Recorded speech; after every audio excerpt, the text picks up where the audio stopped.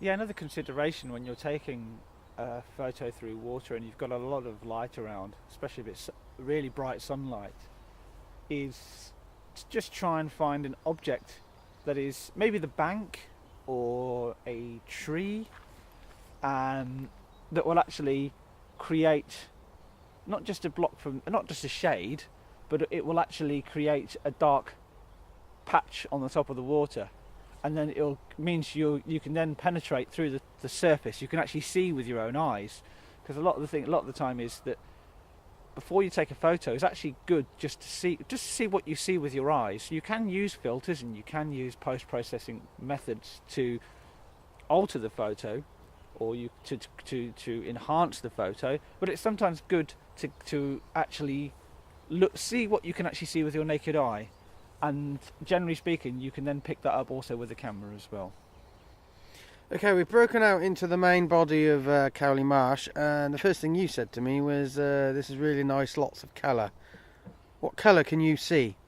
Greens, right where we stood here, we've got two paths leading off in each direction, which is always fascinating to me. I always like to think that that's part of that was the first thing I noticed when I came out here. But the thing that struck me was, even at this time of year, you've got greens. I mean, it's mostly grass, of course, and there are a few leaves around here still, but again, the amazing varieties of yellows and browns and even oranges on the lichen, on the actual. There's catkins hanging off of the hazel just here. It's just so much variety of colour, even this time of year. Okay, and I'm recording this on just a basic Manfrotto tripod, but you've got a far more advanced tripod that you're using. When you're choosing a tripod for your type of photography, what are your considerations?